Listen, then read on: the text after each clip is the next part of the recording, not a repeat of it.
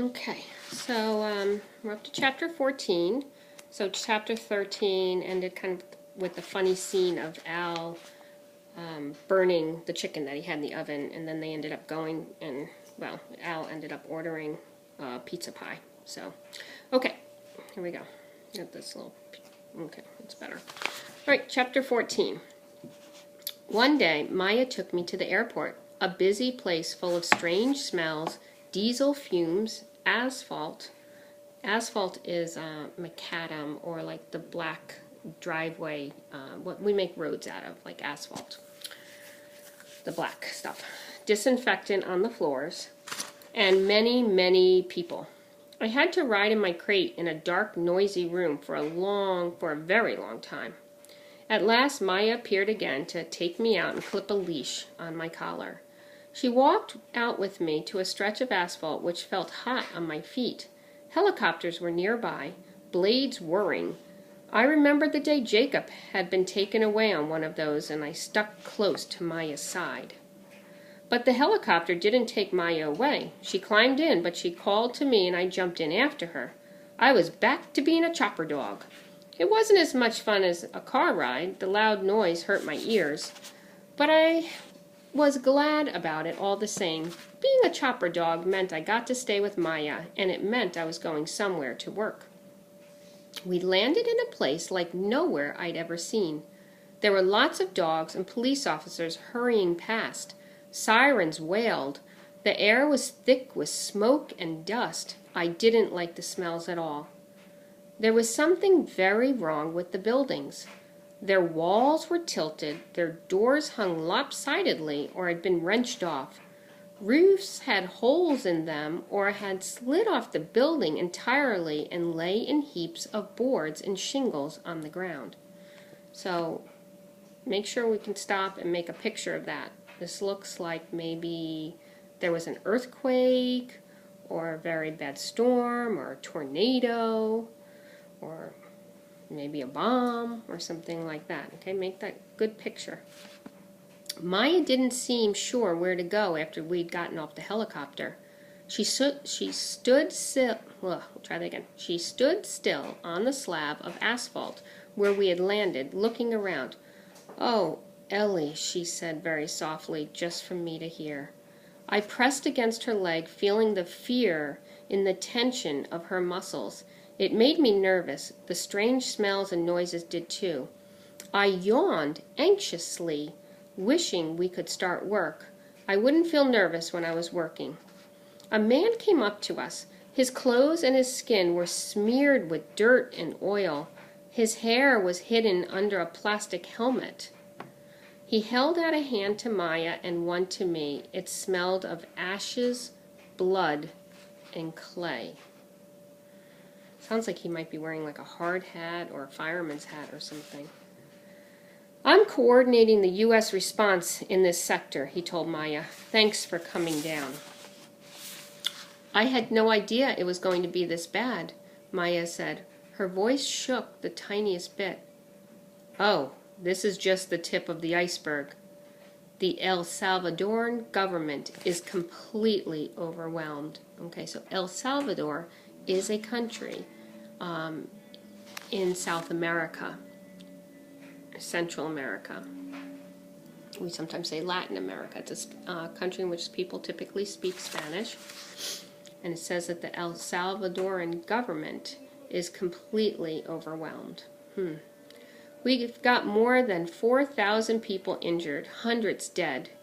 And we're still finding folks trapped.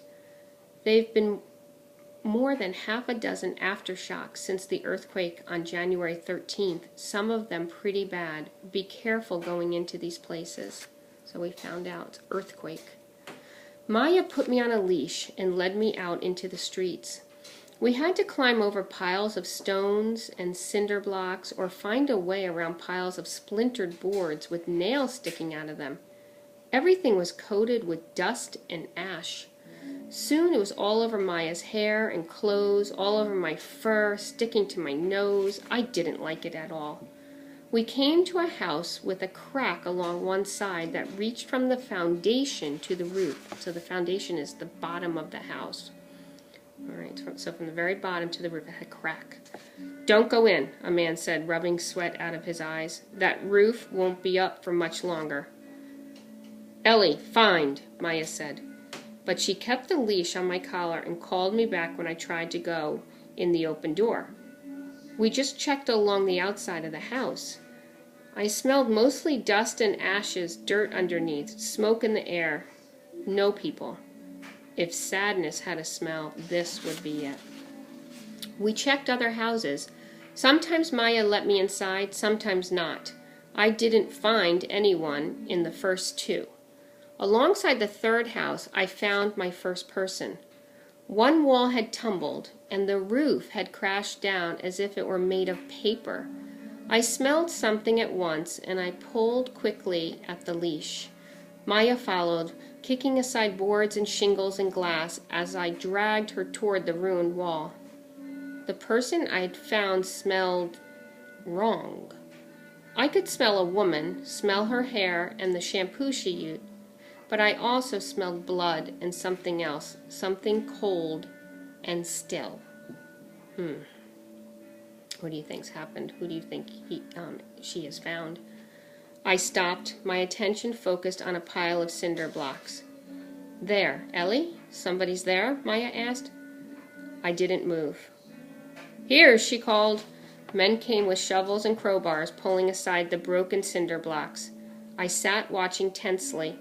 I'd found somebody, but it didn't feel right. Wally had never hidden under something as big and heavy as this pile of crushed and cracked stone, so I wasn't sure what would happen next. Maybe, when they got all the cinder blocks moved, I could see who I'd found, everything would feel all right. Maya knelt down beside me. "Good girl, Ellie," she whispered, but her good girl felt wrong. Felt wrong too. She wasn't excited and happy. She was crying. Okay, I have to stop there and then... Oh, maybe I'll keep going for a little bit. This is a long chapter. Okay. "Okay," one of the men said. "We got her." "It's a woman?" Maya asked, wiping away tears and getting to her feet. "She's..." "Yeah, too late. We'll get her out, but you can move on."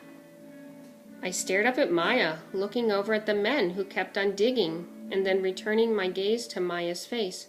"Good girl, Ellie." Maya straightened her back and pulled my old rubber bone out of her pocket. "You did your job. Good girl." She played tug-of-war with me, but it wasn't like it usually was. I was anxious to keep working. Maybe next time it would be better. So, what did she find? Right, you figure that out. She found a woman, but the woman was dead. Had been crushed in the rubble. It wasn't. I found 3 more people. They all had the same cold, dull smell. None of them moved. No one was happy that I'd found them. This wasn't right. Finding people was about saving them. I knew that these people could not be saved. When Maya held the bone in front of me for the 4th time, I turned my head away. "Oh, Ellie," tears ran down her face, making marks in the pale dust on her cheeks. "It's not your fault, Ellie. You're a good girl." Her words didn't help. I felt like a bad dog. I was doing find wrong. I was not saving anyone. I lay down in the dirt and gritty rubble at Maya's feet. For the first time since Jacob had started showing me how to work, I didn't want to do it anymore. I wished we could go home. I wouldn't even mind Stella lying in my bed or Emmett sniffing at my food. "Vernon," Maya called to one of the men with shovels, "would you do me a favor and go hide somewhere?" "Hide?" He stared at her blankly. "She needs to find someone alive. Would you go hide? Like over in that house we just searched, and when she locates you, act all excited?" Yeah. Okay." Without much interest, I watched Vernon walk away. Maya knelt down and patted me, and then poured a little water from a bottle into my mouth. I lapped it up, and she scratched my ears. "Okay, Ellie, ready? Ready to find?" Okay, I'm going to stop there. I know we're not quite at the bottom. We're in the middle of page 139, but I need to post this